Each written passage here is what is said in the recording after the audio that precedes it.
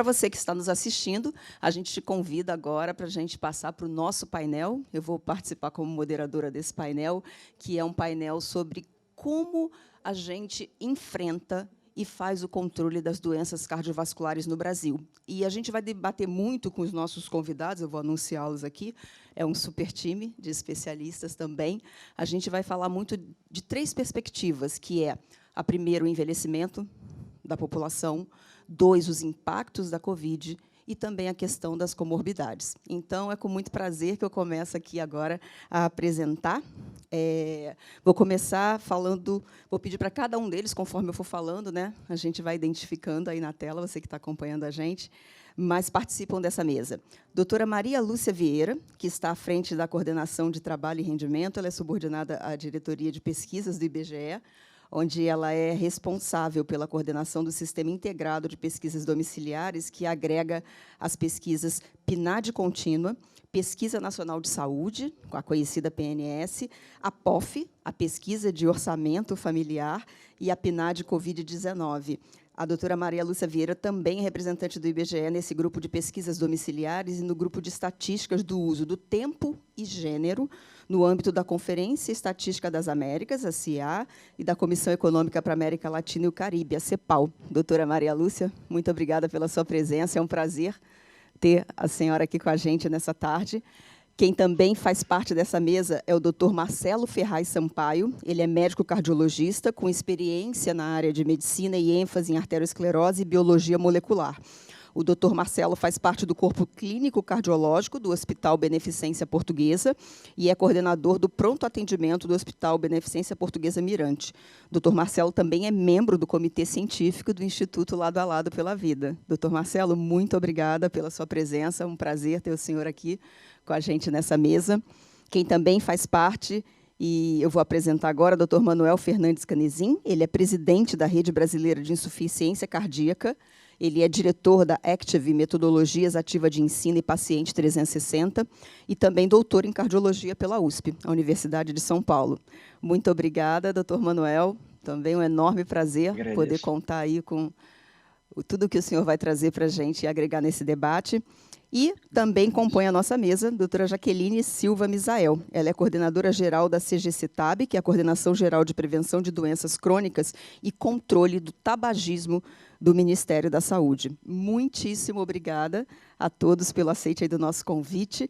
Nós que estamos hoje enfrentando um dia de frias temperaturas, né, em todo o Brasil, várias cidades nossas estão com temperaturas baixas, então, mas dá um quentinho, né? Dá um calor a gente no coração, a gente ter tanta gente pensando soluções para melhorar o quadro da nossa saúde no Brasil. Então, eu agradeço muito a participação de todos vocês. E, para começar, eu queria convidar a doutora Maria Lúcia Vieira para fazer uma apresentação.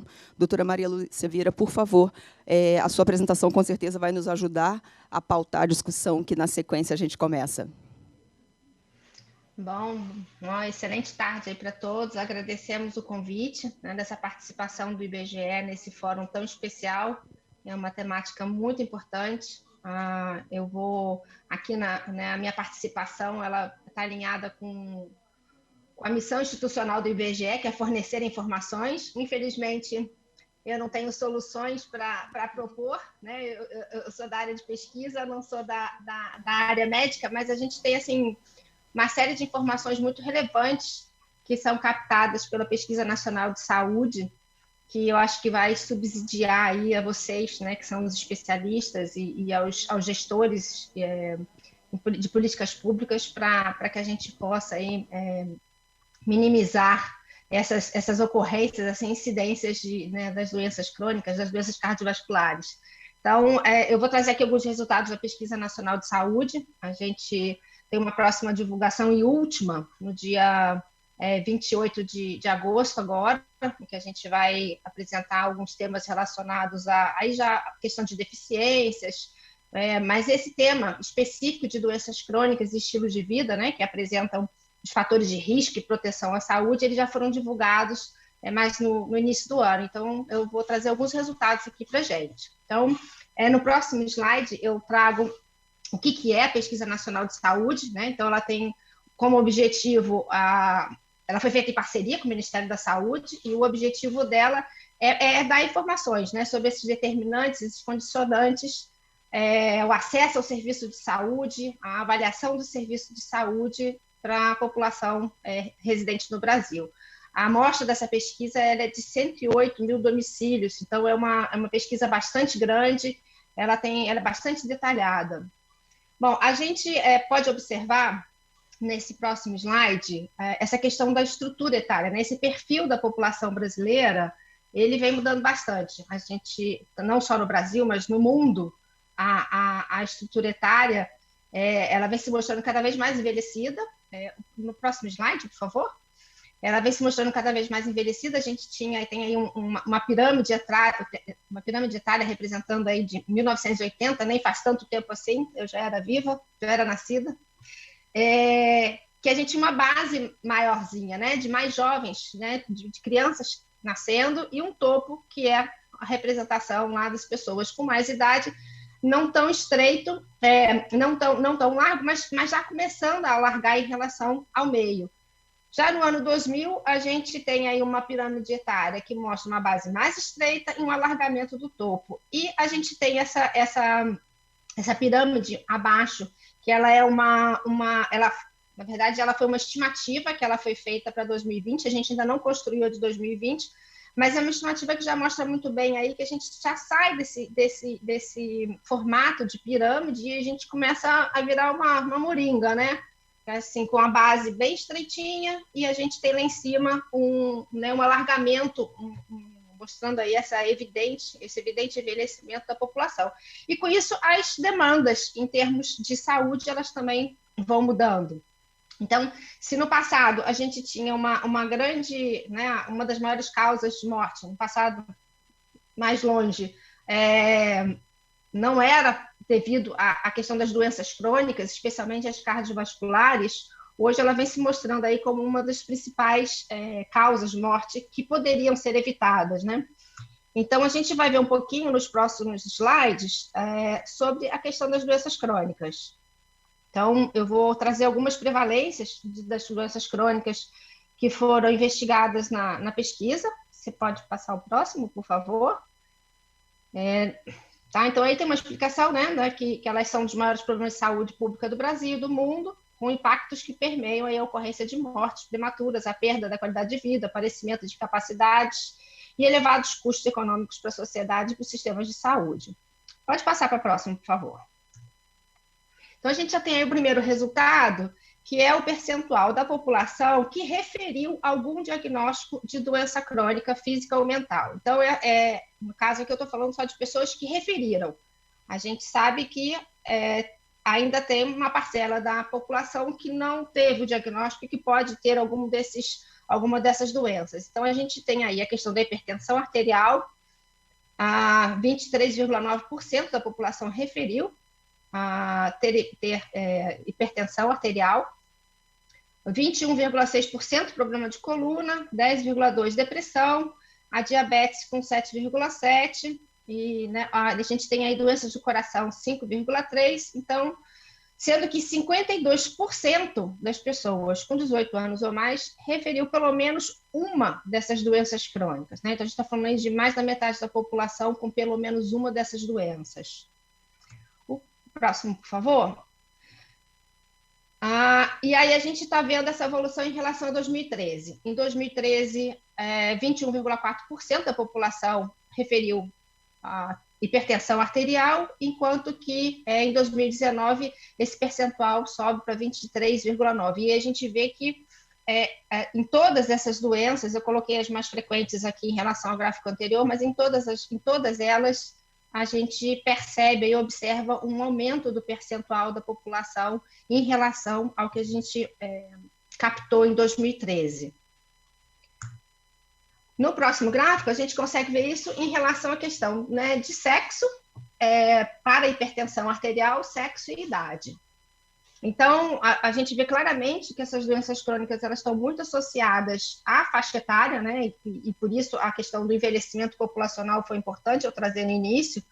A população aí de 75 anos ou mais, 62,1% referiu o diagnóstico de hipertensão arterial, e as mulheres aí, né, mais acometida entre as mulheres, com 26,4%, que a gente também tem uma expectativa de vida maior para as mulheres do que para os homens, né? Então, algumas das doenças crônicas, elas acabam afetando mais as mulheres do que os homens, por uma questão dessa associação com essa idade média maior para as mulheres.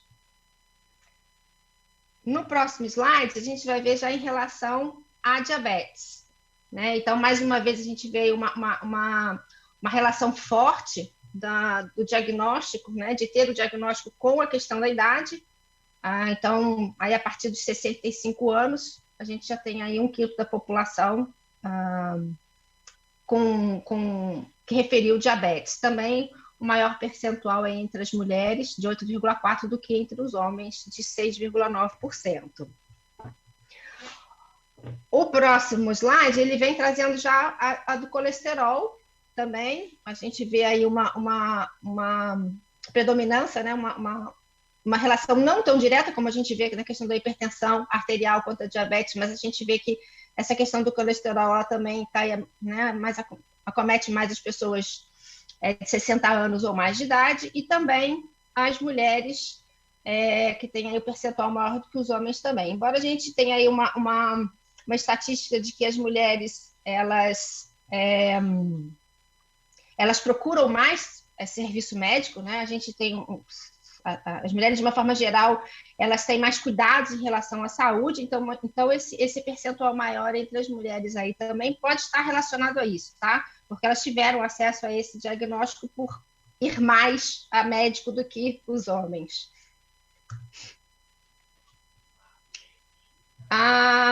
Agora, nesse slide, a gente mostra a questão da doença do coração, né? Que alguma doença do coração, a gente perguntou. E também aí um percentual maior entre as mulheres, 5,6% do que entre os homens, e mais uma vez aí mostrando essa relação com a faixa etária, aí a população de 75 anos ou mais, com 17,4% com alguma doença do coração. Então, a gente está falando aí de percentuais da população bastante elevados. O próximo gráfico mostra a depressão, que também é uma doença que a gente observa que ela vem se manifestando, né, com bastante aí nas novas gerações, principalmente, que tem, né, observando uma maior frequência de pessoas referindo a depressão, e aí a gente já não está mais tão relacionado com a questão da idade, né? Maior percentual entre as mulheres, quase o triplo do que observado entre os homens, mas já percentuais também elevados aí, né, para a população de 30 a 59 anos, a gente tem aí 11,3% da população. Então, não atingindo apenas as pessoas mais velhas, mas a população de uma forma mais homogênea aí, né, por todos os grupos etários. Nesse slide, eu trouxe para vocês algumas das orientações que as pessoas relataram, né? As pessoas que tinham o diagnóstico de colesterol alto, mas também são esses percentuais, eles também são os mesmos em relação à questão da hipertensão, da doença do coração. Mudando um detalhe ou outro, mas de orientações que são feitas pelos médicos que podem minimizar ou evitar ou controlar essas doenças que essas pessoas têm, né? Que é a questão sempre de manter uma alimentação saudável, que é um fator de proteção, manter o peso adequado, praticar atividade física regular, tomar os medicamentos, não fumar e fazer acompanhamento regular com o médico. Bom, eu trouxe esse slide aqui porque eu vou entrar agora na questão do estilo de vida, né? Que é dos fatores de proteção e os fatores de risco à saúde que poderiam aí fazer com que esses percentuais de doenças crônicas diminuíssem caso essas medidas fossem acatadas pelos pacientes, né? Não tão simples, mas caso fossem, poderiam reduzir aí esses diagnósticos. Então, eu vou trazer um pouquinho nos próximos slides essa questão do estilo de vida. Eu vou trazer informações sobre tabagismo, alimentação, atividade física e consumo de álcool. Tá? Então, vamos começar aí primeiro. Já pode passar para o outro? Eu estou indo rápido, porque eu sei que eu tenho pouco tempo e eu tenho muita informação. Então, da questão do consumo alimentar, né? Que existe aí a OMS, ela tem um consumo recomendado aí de ingestão de frutas e hortaliças, e que é de pelo menos 25 vezes por semana, né? Tendo aí um consumo mínimo de 5 frutas e 5 hortaliças por semana. E aí a gente tem que 13% das pessoas tiveram esse consumo recomendado de frutas e hortaliças, né? Então, é um percentual bem baixo. A região sudeste é que apresentou o maior percentual, com 16%, e a região nordeste, apenas 9% da população tem como consumo, né, tem o consumo recomendado aí de frutas e hortaliças. No próximo slide, a gente vai ver esse gráfico já em relação à questão de sexo, por escolaridade, né, idade e por cor. Então, a gente tem um percentual maior entre as mulheres com consumo recomendado de frutas e hortaliças do que o observado pelos homens. Quanto mais velha a gente vai ficando, o percentual aí, né, desse consumo de pessoas com esse consumo recomendado vai aumentando, e também das pessoas com um nível de escolaridade mais elevado.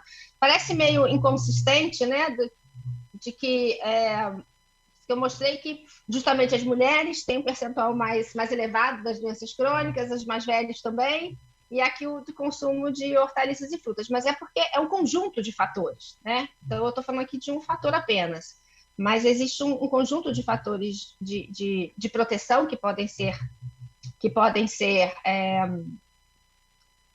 usados pelas pessoas, que as pessoas podem ter, e os fatores de risco que elas também têm como hábito, né? Então, o próximo já vai mostrar mais a questão do consumo de alimentos ultraprocessados, né? Então, a gente tem aí 14,3% das pessoas referiram consumir 5 ou mais grupos de alimentos ultraprocessados no dia anterior a que a gente realizou a entrevista, e especialmente lá nas regiões sul e sudeste, e isso pode estar muito relacionado com as questões, né, até do mercado de trabalho, das pessoas estarem trabalhando fora de casa.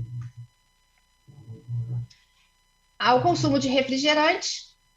Então, a gente tem aí os jovens, né, consumindo bastante refrigerante.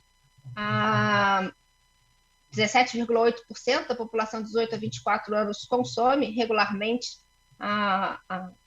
o refrigerante, e 20,2% consomem aí sucos de caixa, o lata, o leite, o refresco em pó, que as pessoas entendem que esses sucos, esses refrescos, eles seriam menos nocivos do que os refrigerantes, né? Mas tem aí traz tanto prejuízo quanto. Em relação à bebida alcoólica, eu trouxe alguns de consumo alimentar, mas a gente tem de consumo de carne, feijão, gordura, são vários marcadores, tá, de alimentação saudável ou não que a pesquisa traz como resultado.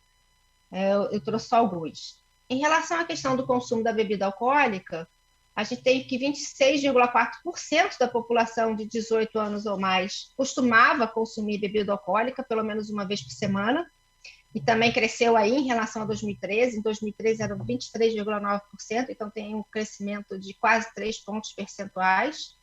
Esse crescimento ele foi maior entre as mulheres do que entre os homens, embora os homens tenham um consumo maior, entre as mulheres foi que cresceu mais. Então, a gente tem aí, nesse gráfico, mostra esses percentuais também por idade e por escolaridade. Então, quanto maior o nível de escolaridade, maior o hábito de consumir bebida alcoólica nesse período, né, de referência, e é menor entre as pessoas com 60 anos ou mais de idade, e também menor aí entre as mulheres. Esse gráfico ele já mostra o consumo abusivo, de álcool nos 30 dias anteriores à pesquisa, e aí essa diferença aí entre homens e mulheres é ainda maior, né? Os homens, eles têm aí quase 3 vezes mais o percentual de homens que têm um consumo abusivo de álcool em relação às mulheres, e menor também lá para a população de 60 anos ou mais, né? É um hábito mais comum entre os jovens. Em relação à atividade física a gente também vê em 4 domínios, né? No deslocamento, no trabalho, no lazer, e eu vou trazer aqui apenas alguns, tá? Então, a gente tem aí a questão da... Né, e a atividade física ela pode ser considerada também como moderada, vigorosa, leve. E aí a gente tem, né, o exemplo de moderada, caminhada, pilates, e a vigorosa, corrida, musculação. Então, a gente calculou que 30,1% das pessoas de 18 anos ou mais, elas têm um nível recomendado de atividade física no lazer. Os homens praticam mais atividade física do que as mulheres. Então, e tem os homens, né, com 34,2% e as mulheres com 26,4%. Esses percentuais também cresceram em relação a 2013, né, o que é bom, mas a gente ainda tem aí, né, um terço dos homens e menos de um terço das mulheres praticando a atividade física recomendada. Aí, por idade, mostrando né, que quanto mais jovem, maior o percentual de pessoas praticando o nível recomendado de atividade física no lazer, tá? Porque ainda existe toda uma discussão da atividade física no trabalho, porque nem toda atividade física no trabalho ela é saudável, né? Então, se a pessoa, o estivador, por exemplo, ou um trabalhador doméstico, eles têm bastante atividade física no trabalho, mas não necessariamente a atividade física recomendada. Bom, então, porque a gente tem atividade física recomendada, tem as pessoas que fazem atividade física alguma, mas tem aquelas que são consideradas insuficientemente ativas. Então, a gente tem aí que 40,3% da população de pessoas de 18 anos ou mais em 2019 foi considerada insuficientemente ativa. Tá? Entre as mulheres, 47,5%, entre os homens, 32,1%. Então, a definição, né, de insuficientemente ativa são as pessoas que não praticaram lá pelo menos 150 minutos de atividade física por semana, tá? Considerando aí os domínios de lazer, trabalho e deslocamento do trabalho.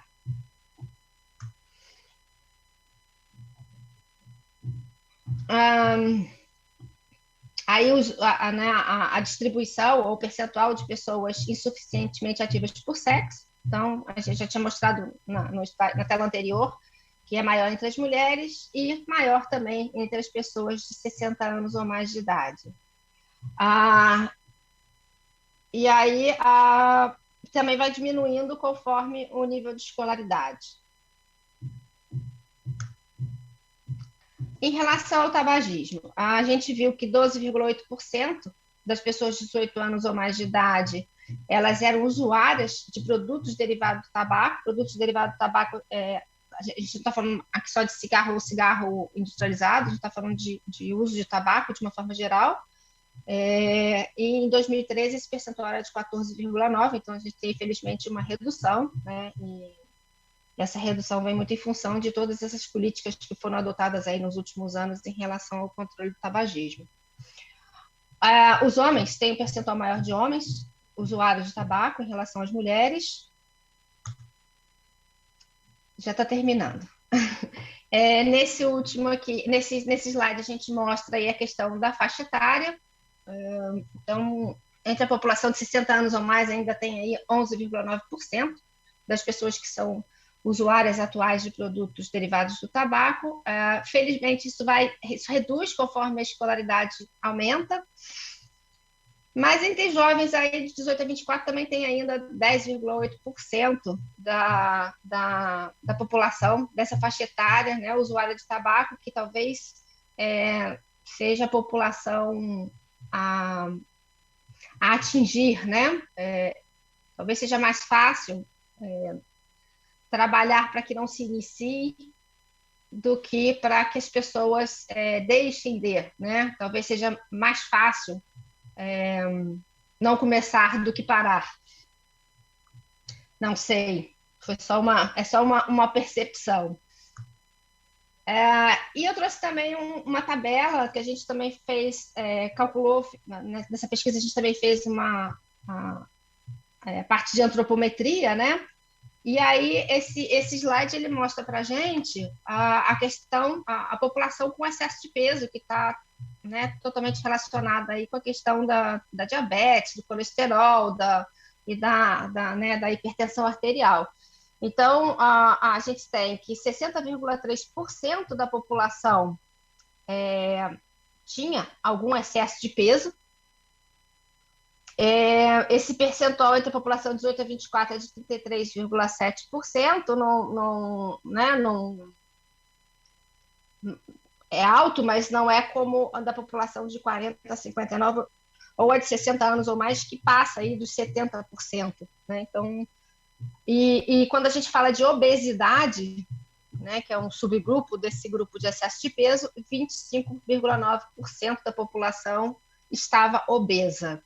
Então, um quarto da população aí obesa.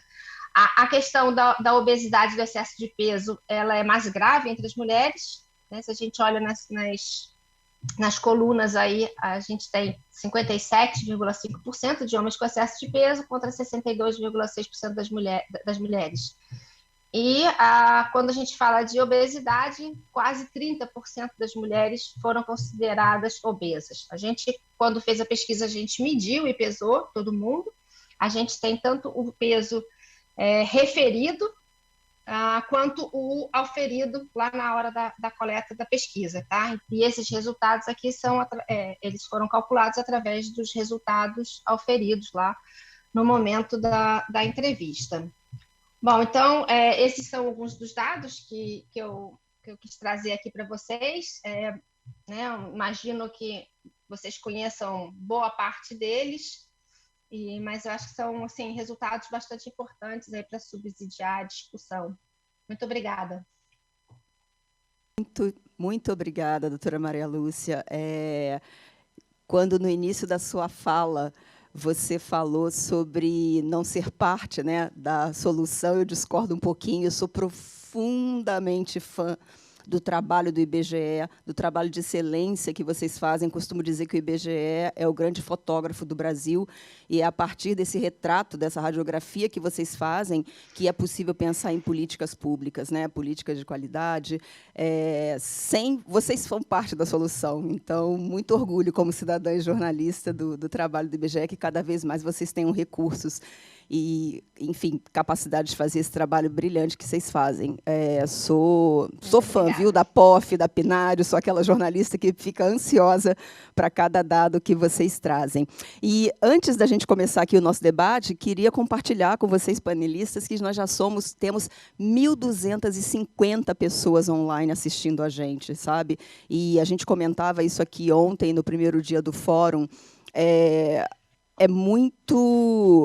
muito bacana, é de dar orgulho saber que tem tanta gente querendo saber mais, querendo pensar junto, como é que a gente nutre e melhora o ecossistema da saúde no Brasil. Então, a gente fica muito orgulhoso desses números. E, para dar início agora ao nosso debate, partindo aí um pouco dos dados também, que a doutora Maria Lúcia trouxe, a pergunta é desafiadora, né? Queria pedir para cada um de vocês, quem se sentir aí à vontade para começar o debate, mas como é que a gente atua no enfrentamento e no controle das doenças cardiovasculares dentro daqueles 3 pilares que nós falamos, né? Levando-se em consideração o envelhecimento da população, o combate à questão, o impacto, na verdade, o impacto da Covid-19, né? E também a questão das comorbidades. Quem gostaria de começar a rodada? Fiquem à vontade. Posso começar. Muito obrigada. Primeiro, agradeço ao convite da querida Marlene, da Lado a Lado, e de toda a equipe da Lado a Lado por esse fórum brilhante. Eu assisti a primeira etapa aí do colega que fez a apresentação, da colega do IBGE, que também nos trouxe dados avaliados da população direto, vamos dizer que é estudo fase 4, né, perguntas aí da população e colhendo os dados ao vivo e reais, né, que são extremamente importantes, mas direto ao ponto, né? Como educador em saúde e médico, né, e professora, eu acho que esses dados nos mostram o quanto nós estamos aquém do nosso dever de casa, né?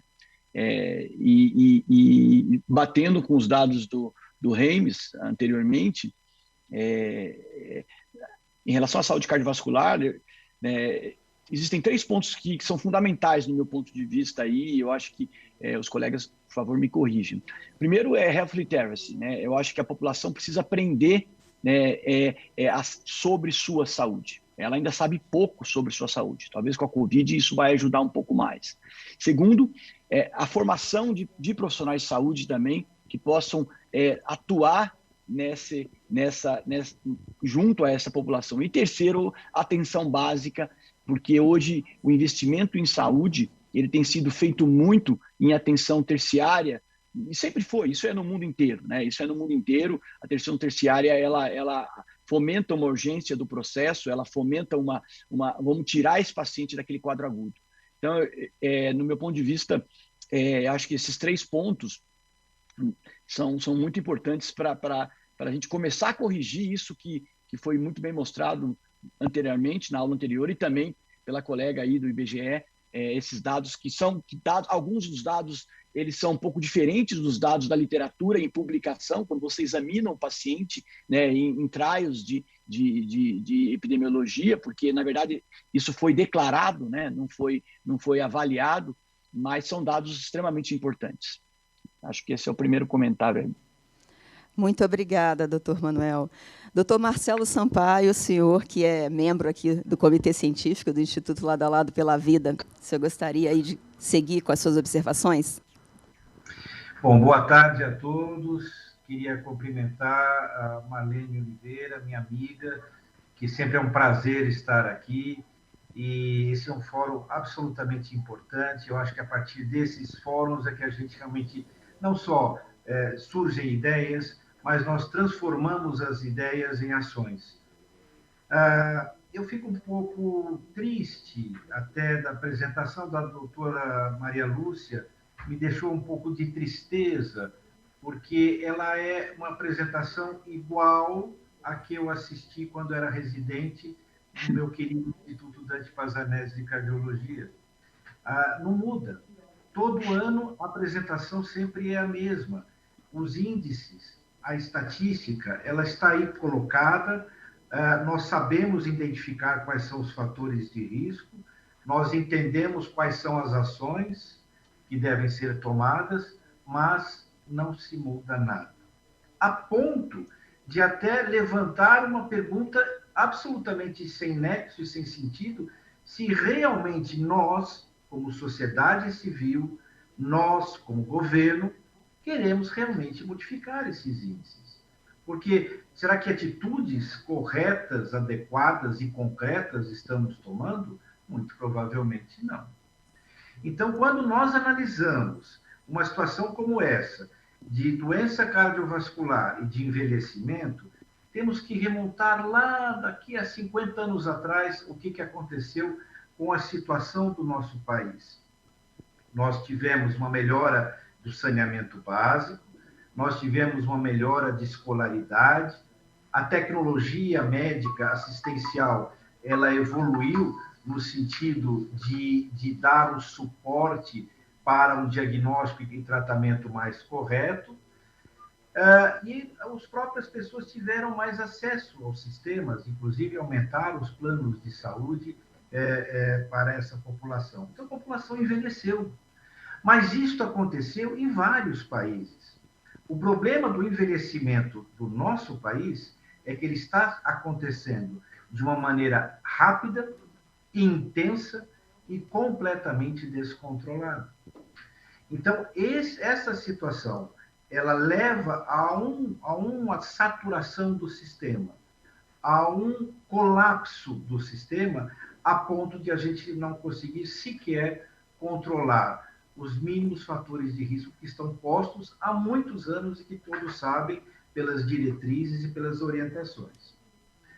Enquanto nós estamos falando de quantos hipertensos nós temos na faixa etária acima de 60 anos, quantos tabagistas, nós vamos assistir países já desenvolvidos discutindo que tipo de ações eles vão tomar para manter a independência dos seus idosos, para manter a dignidade dos seus idosos. Nós não, nós temos que entender quantos têm pressão alta, a gente tem esse dado, quantos tiveram infarto, quantos tiveram AVC. Então, falta realmente muita metodologia, muita coordenação. Eu não sou tão otimista com a situação presente e fico muito preocupado com a situação futura. Quando nós analisamos que existem ainda uma situação que estamos vivendo, que é o Covid, onde o Covid dizimou uma parcela de população idosa, onde o Covid gera uma interação negativa com as doenças cardiovasculares, aumentando, inclusive, a incidência delas. E o pós-Covid, que nós estamos assistindo e atendendo os pacientes do pós-Covid, com inúmeras complicações cardiovasculares, nós aí tememos realmente por uma situação trágica.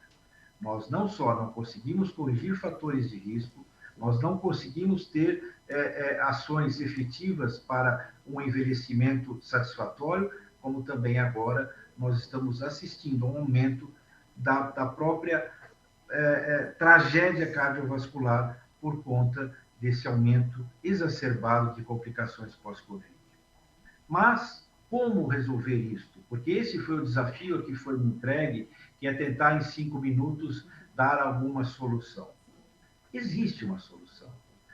Existe uma solução do governo, que deve realmente assumir políticas públicas eficientes, efetivas, e que envolvam toda a comunidade, não ações individuais e regionais isoladas, mas políticas públicas de ação comunitária.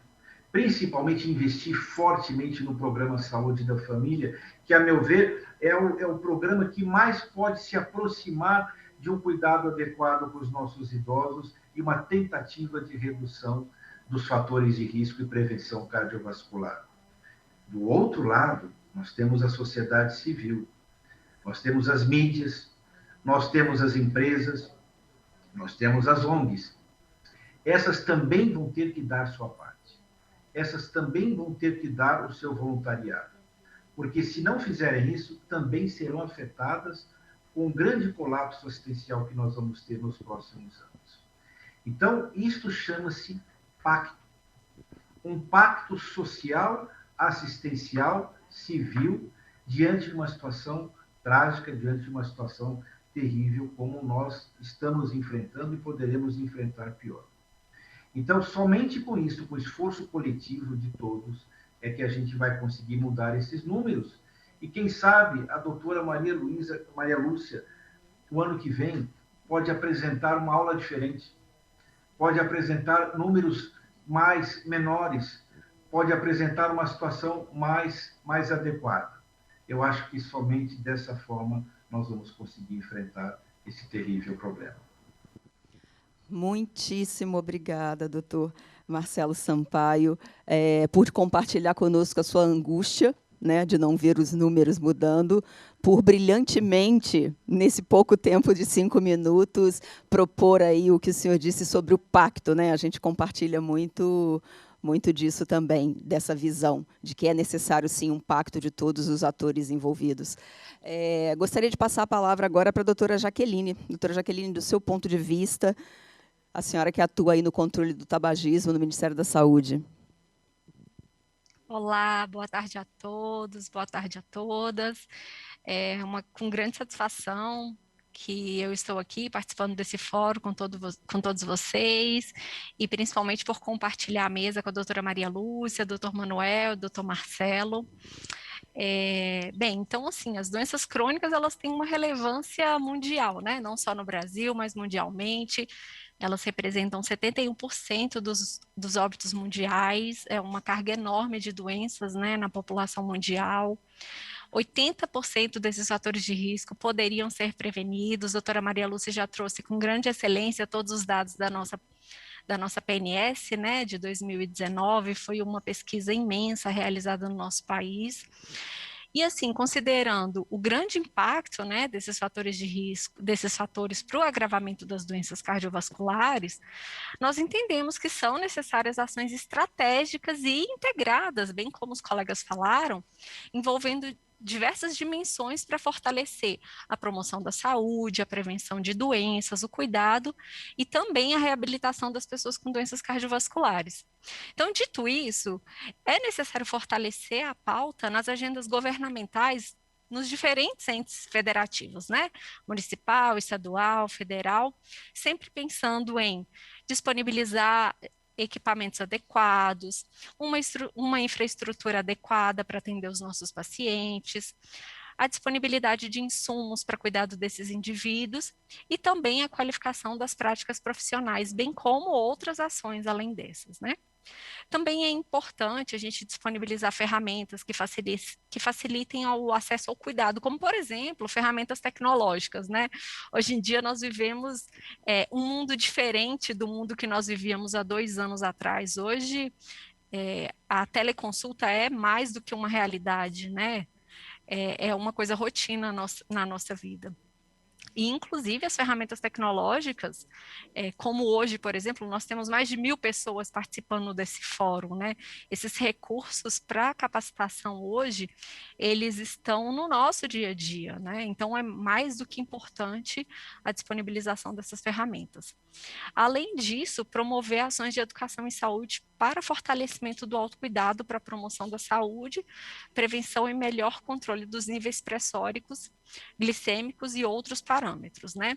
Então, nesse sentido, pensando no autocuidado e indo também, compartilhando um pouco também com o que o Dr. Manuel falou em referência à Health Literacy, nós precisamos ter uma discussão ampliada sobre o autocuidado também, né? Porque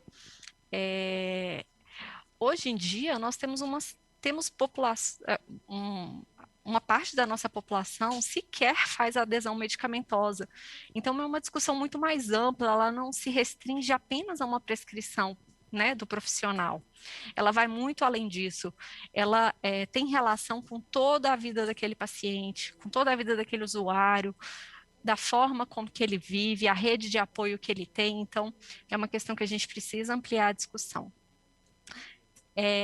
Então, assim, considerando também algumas premissas, né, da Organização Mundial de Saúde no que se refere às doenças crônicas, algumas ações populacionais de maior custo, elas têm, algumas ações populacionais, elas têm maior custo-efetividade e maior potencial de redução dessa carga de doença nos sistemas de saúde.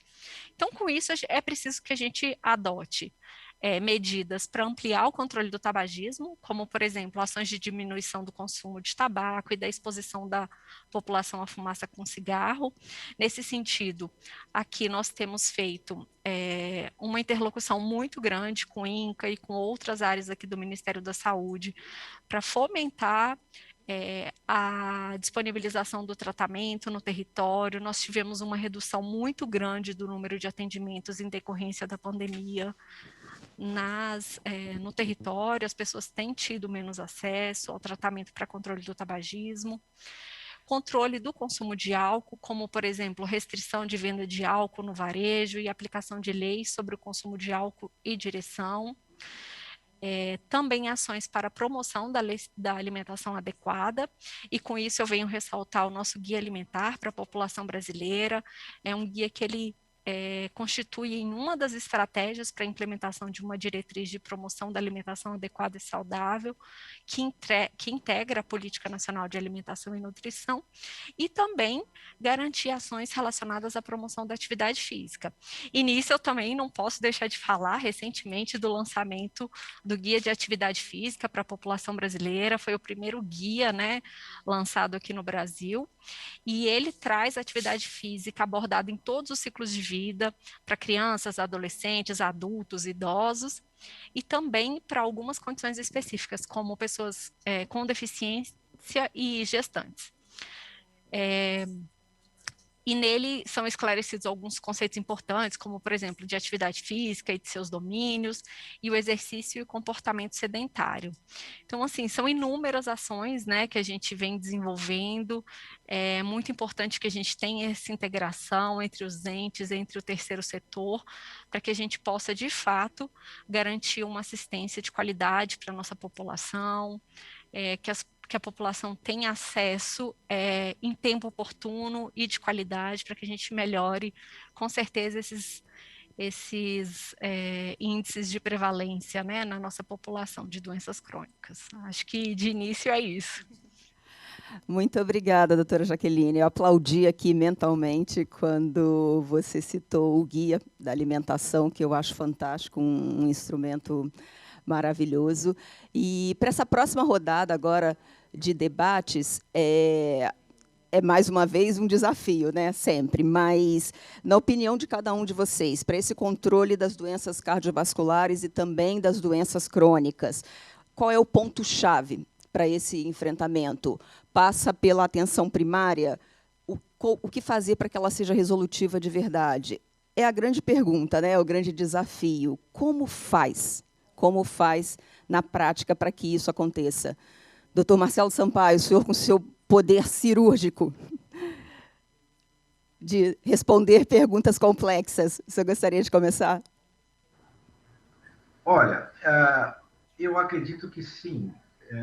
Nós temos, quando a gente vai analisar os programas de prevenção que vieram pelo mundo, e principalmente isso aconteceu em países desenvolvidos, nós analisamos que somente uma parceria muito forte com alguns setores sociais foi capaz de mudar os terríveis números da doença cardiovascular.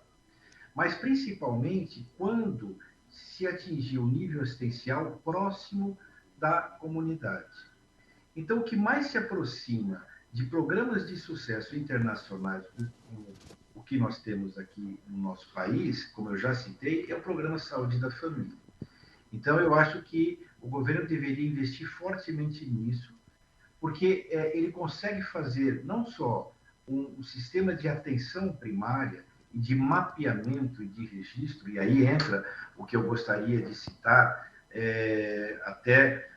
iniciamos o nosso debate com uma pesquisadora do IBGE, a qual eu tenho maior consideração realmente, como foi colocado aqui, IBGE, nós temos que tirar o chapéu para o IBGE. Mas, por incrível que pareça, e infelizmente, o nosso país é o que menos faz pesquisa nas áreas de prevenção no mundo. Então, caracterizado como um país realmente que não investe nada nessa área. Então, eu fico muito triste por conta dessa condição. Eu acho que somente atitudes muito efetivas podem mudar isso. Nós, por exemplo, não temos registros de banco de dados, nós não temos prontuário eletrônico. Então, como é que nós podemos fazer controle dos fatores de risco? Como é que podemos fazer programa de redução do tabagismo, de melhora de alimentação?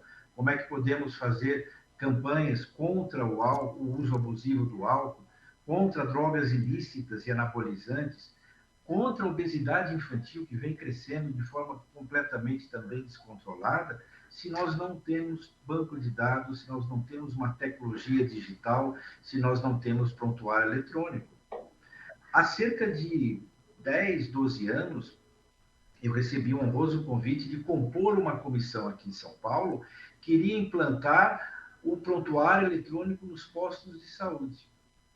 Pois até hoje esse programa patina. Até hoje não existe uma integração entre os diversos serviços. Então, existem postos municipais, postos estaduais, que não conversam entre si e que, obviamente, às vezes fazem a mesma coisa, um desperdício de tarefas e de ação. Então, a tecnologia ela tem que fazer parte realmente do primeiro passo para que a gente possa integrar um modelo assistencial preventivo. E esse modelo assistencial preventivo ideal, ele passa não só pela tecnologia, mas pela construção de um protocolo. E esse protocolo deveria ser aprovado por todos os players, por todos os atores do sistema. E aí sim nós temos a adesão da sociedade civil. Os programas que funcionaram na Finlândia, na Holanda, em Israel, tiveram a participação ativa da sociedade, das mídias eletrônicas, com campanhas, com divulgações. É preciso que a sociedade abrace a causa também. E quando citaram aqui que não se tem informação, e realmente não se tem informação. As pessoas não sabem por que deve ser tratado a pressão alta, elas não sabem por que deve ser combatido o cigarro, não se tem isso. Então, investir também na informação, e através de ONGs como Lado a Lado, que faz brilhantemente esse papel, também é um modo de você atingir um resultado efetivo. Então, com tecnologia, com método e protocolo, e com participação integrativa, eu acho que esse é o primeiro passo para a gente efetivamente conseguir mudar a característica dessa situação e cenário atual. Muito obrigada. Doutor Manuel, o senhor gostaria aí de seguir? Então, eu acho que na verdade, eu sou sempre otimista, né? Eu sou sempre otimista, eu concordo com o que o Marcelo colocou aí, e eu acho a ponderação dele muito inteligente e muito sensata, mas a gente tem que seguir. A gente tem que seguir e é com tecnologia, não tem outra saída. Não tem outra saída, é com tecnologia, também concordo. E essa tecnologia tem que ser imersa na saúde primária, na atenção básica, e ela tem que ser imersa também na educação. Acho que assistência na atenção básica e educação que vai desde a educação ao profissional de saúde e a educação ao paciente, ao familiar. Porque se não houver essa conexão, como já foi bem falado aqui, nós não vamos ter nenhum tipo de integração do sistema, dessa network de saúde, de prevenção, que vai impactar na mortalidade no serviço terciário, que é o hospital terciário, que é onde estão os pacientes na maior parte das vezes. A resolução hoje no nosso país ela é terciária, ela não é uma resolução primária. A primária só encaminha, né? Isso é até sensato, é chover no molhado falar isso de novo, né? Porque acho que milhões de pessoas falam isso, o primário só encaminha e ninguém faz nada. Mas, como o Marcelo falou, vamos falar de novo isso, né? Continua fazendo e não encaminhando. Então, se nós não investirmos com inovação, em tecnologia, e eu sou otimista em relação a isso, eu acho que nos últimos 20 anos foi pouco feito, porque a tecnologia estava pouco integrada na saúde, né? No aspecto de network, de inteligência artificial, no aspecto de Big Data, né? Hoje nós temos isso para fazer, e eu acredito muito que nos próximos 5 anos, com a nossa ajuda, né? Com a ajuda do Lado a Lado, com a ajuda do governo, que eu sou otimista, apesar da política muitas vezes atrapalhar, às vezes, né? Ela seguir um caminho que não é o mais ideal, mas eu acredito que a tecnologia incorporada agora, né, ela deve fazer diferença nesses próximos 10 anos. Né? E nós já mudamos a mortalidade cardiovascular e mesmo do câncer nos últimos 20 anos. Né? Mudamos poucos, muito aquém, como o Marcelo falou, muito aquém, porque nós gostaríamos de ter mudado, mas eu tenho certeza de que institutos, né, não governamentais, e também a iniciativa privada já estão fazendo a diferença com esse Big Data, que é o que realmente vai causar impacto, não só de registro, mas como de transformação desses registros na atuação nessas unidades aí básicas de saúde e conexão com telemedicina, como a Jaqueline pontuou, conexão com profissionais de saúde, podendo ter um aprendizado maior. Né? A gente tem uma formação universitária muito grande no nosso país, e a formação nunca era preconceito falar em ensino digital em saúde, né? Era preconceito falar, não, você tem que botar a mão no paciente. Claro que eu tenho que botar a mão no paciente, claro que eu tenho que ensinar uma enfermeira através de unidades de saúde, mas se eu puder digitalmente ensiná-la já, inicialmente, se eu puder digitalmente fazer uma telemedicina antes de o paciente chegar, 80% dos principais pontos em assistência eu consigo resolver com telemedicina. 80% do ensino 80%, 70% do ensino, eu consigo resolver com educação digital, e não vou falar EAD. Educação digital ela pode ser presencial, sincrônica ou assincrônica. Então, eu acho que essa posição, eu acho que essa atitude de proatividade que nós temos que ter, ela vai ajudar muito a gente ser mais rápido com toda essa Big Data, essa inteligência artificial e tudo isso que está acontecendo nesse momento. Muito obrigada, doutor Manuel. É bom, a gente comentava isso aqui ontem também, no primeiro dia do fórum, é muito bom ter esses highlights, esses pontos otimistas, é uma dualidade, assim como a gente não pode negar de olhar com tristeza para os pontos que são muito duros, né? E que são muito negativos. Mas ter também essa dualidade, essa corda que puxa para os dois lados também é sempre muito importante. Doutora Jaqueline, o que a senhora gostaria de acrescentar? Então, acho que o controle das doenças cardiovasculares e das doenças crônicas é o ponto-chave mesmo. A gente precisa fortalecer cada vez mais a atenção primária à saúde, porque é o local que as pessoas têm o maior acesso, né? Hoje nós temos mais de 49 mil equipes no país, sejam equipes de saúde da família, de atenção primária, equipes ribeirinhas, fluviais, de rua, prisional. Então, assim, nós estamos no Brasil, né? Nós como atenção primária, estamos na vida da população, né? Temos a maior capilaridade. Então, é preciso que a gente fortaleça, sim, a atenção primária para que a gente tenha melhores resultados, né? Cuidando das pessoas com doenças crônicas não transmissíveis, com cuidado centrado na atenção primária, né? Afinal de contas, estudos mostram que quando nós temos o sistema centrado na atenção primária é quando nós temos maior impacto na saúde da população, quando nós temos maior eficiência econômica, né? Uma atenção primária resolutiva, ela é capaz de poupar vidas, sim. Ela reduz custo no sistema de saúde, e por isso que é importante, tão importante a gente investir na atenção primária, né? Falando um pouquinho de tecnologia e pegando o gancho dos meus colegas, nós temos um país continental. E, infelizmente, existem lugares no Brasil que sequer têm acesso à internet e mal pega telefone. Então, assim, esse é um problema que nós enfrentamos no Brasil ainda. Por mais que nós tenhamos muito recurso investido no que diz respeito à informatização pelo governo federal, né, para os entes estaduais, municipais, é ainda uma realidade que nós enfrentamos, né? Uma barreira que ainda precisamos superar. Acho que já superamos muito, mas é isso, acho que vamos superar mais ainda essa questão de conectividade nos próximos anos.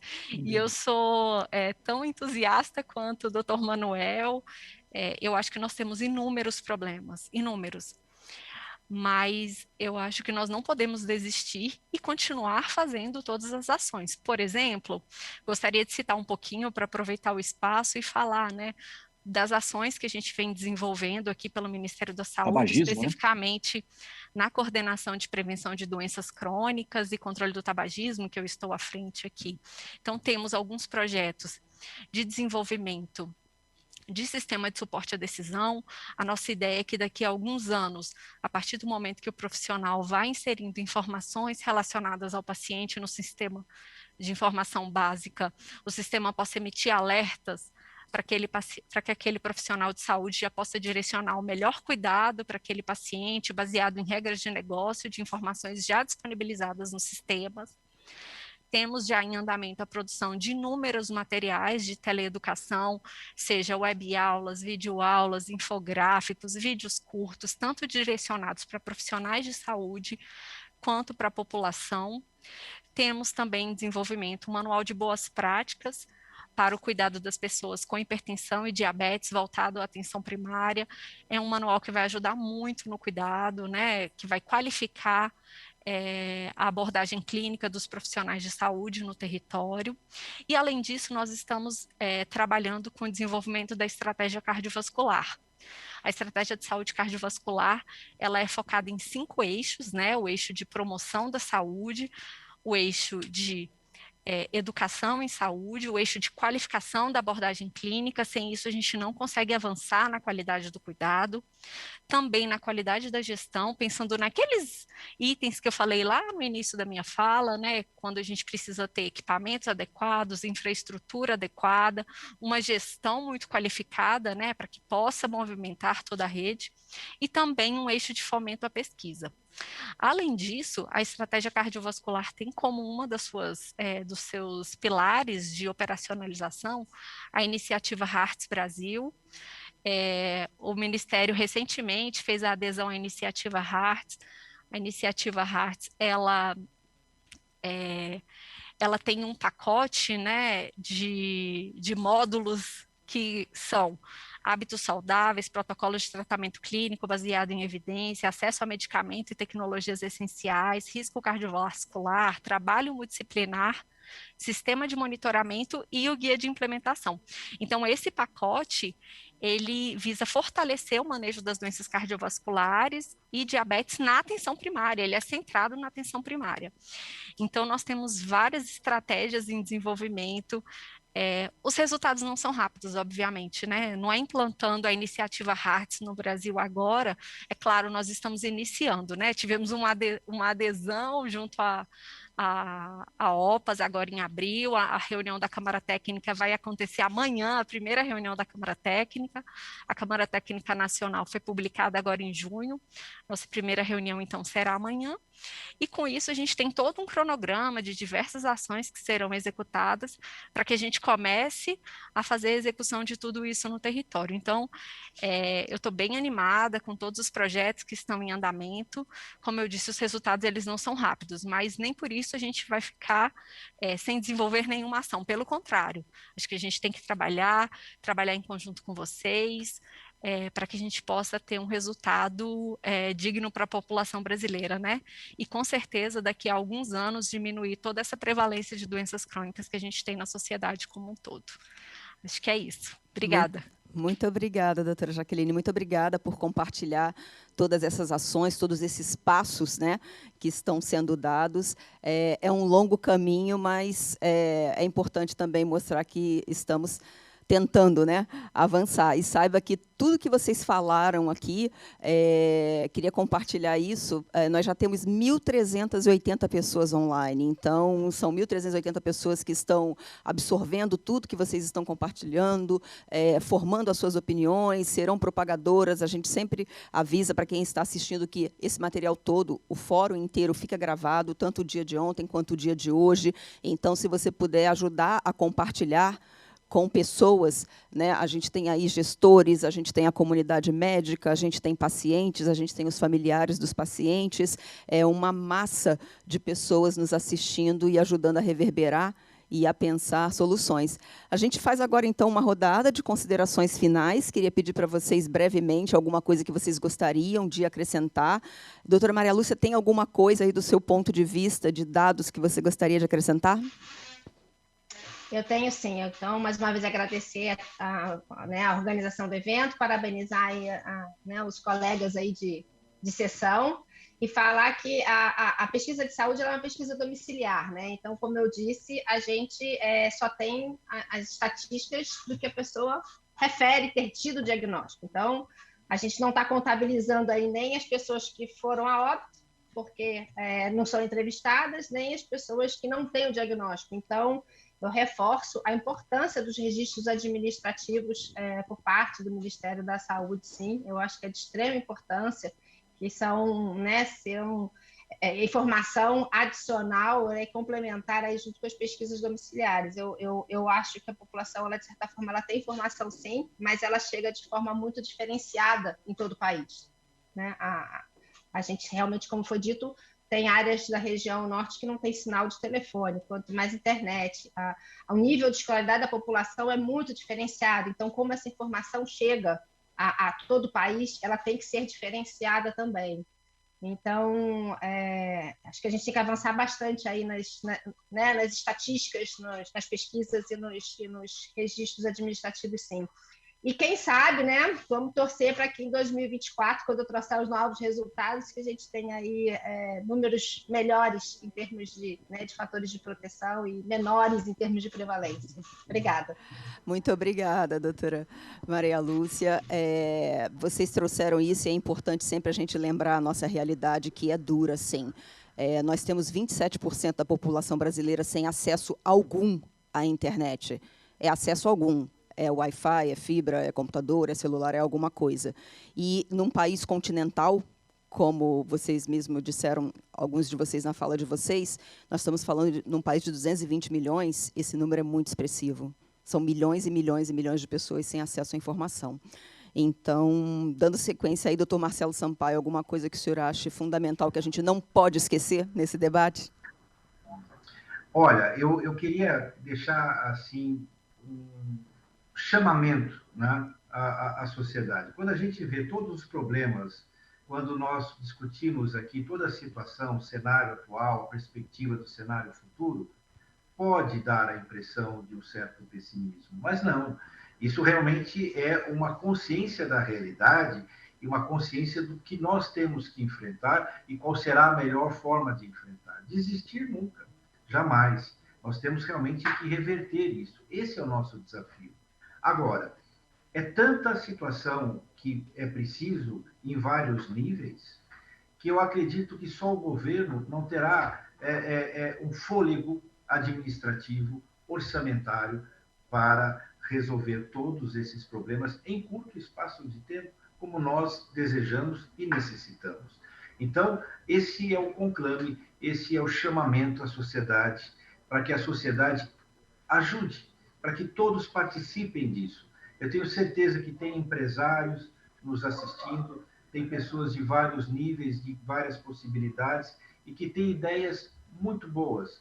E não só, tem recursos que podem ser utilizados, que podem ser somados às ações do governo. Eu sempre lembro uma frase do presidente Ronald Reagan, que fala: olha, não pense o que o governo pode fazer por você, o que é que você realmente vai fazer para ajudar essa situação? Então, eu sou partidário de que nós temos que nos movimentar. Não é só esperar melhora de formação, melhora de tecnologia, melhora de recursos. Esse é um chamamento geral. A situação assim o impõe, assim o exige. E nós estamos abertos, realmente, para contribuir com essa mudança desses números. Aí a aula da Maria Lúcia vai ser diferente no ano que vem, se Deus quiser. Todos nós torcemos para novos slides, doutora Maria Lúcia. Mas muito obrigada, doutor Marcelo Sampaio. O senhor tocou num ponto assim muito importante, que eu acho que resume muito de tudo que a gente debateu nesse painel, que é quando o senhor faz o chamamento para o pacto. Um pacto realmente com todos os atores envolvidos, ou a gente faz esse pacto como sociedade, ou a gente não avança. Nesse ponto, a gente compartilha muito desse chamamento que o senhor fez. Doutor Manuel, por favor, gostaria? Não, assim, acho que excelente discussão, concordo com todos, e levanto aí a mensagem final. Eu acho que temos que, com limão, fazer uma limonada, né? A Covid foi um limão muito amargo, né? Dos piores, né? A gente sente por todas as vidas que sofreram, as comorbidades que ficaram, mas eu concordo com a Jaqueline, o Ministério tem feito um grande trabalho nesses meses em relação à doença crônica, né? E com a Covid também em relação à vacinação. Então, vai mudar. Daqui a um ano nós estamos muito antes, nós vamos estar bem diferente e vamos estar enfrentando, como o Marcelo falou, as doenças crônicas, não só com o Ministério, com a iniciativa privada, com a Lado a Lado, com outras organizações, e vamos tirar a lição da Covid, né? Temos aí quase 30% sem conexão no Brasil, mas a tecnologia tem que chegar a esse sem conexão. Nós vamos usar a tecnologia para isso. Nós vamos, os programas do próprio Ministério e outros programas, vamos envolver a tecnologia, a educação, né, tirar essa lição de que nós crescemos nos últimos 1 ano e meio, 2 anos de Covid, nós crescemos quase 30 anos em educação.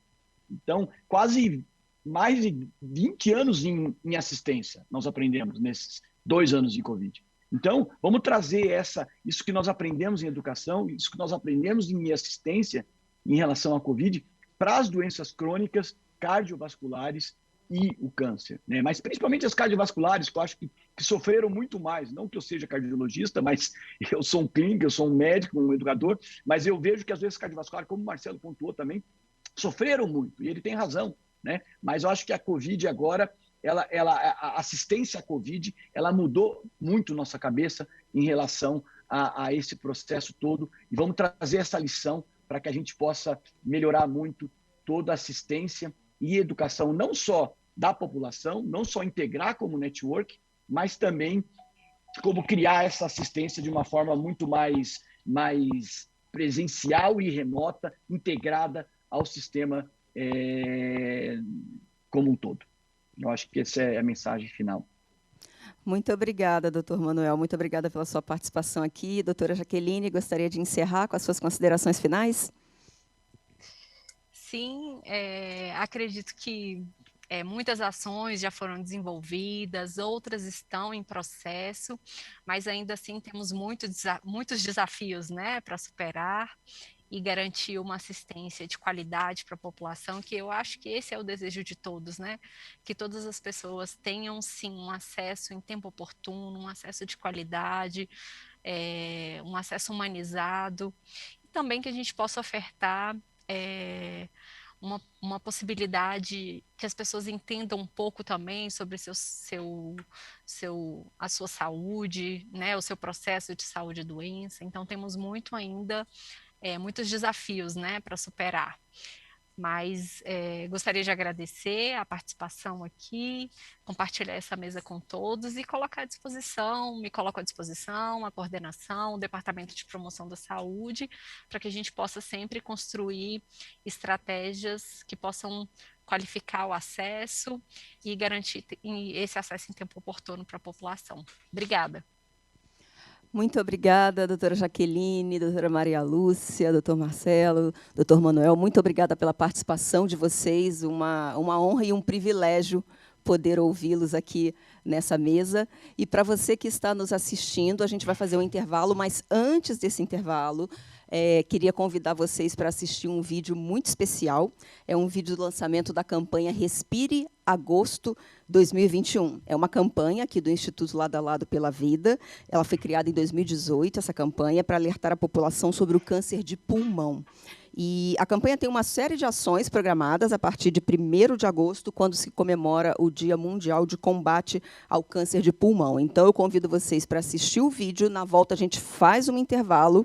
E aí, voltem, porque a gente tem muito debate. Vai ter um workshop fantástico de valvopatia, muita coisa, muita gente interessante para falar e pensar conosco aqui à tarde. Vamos ver o vídeo agora.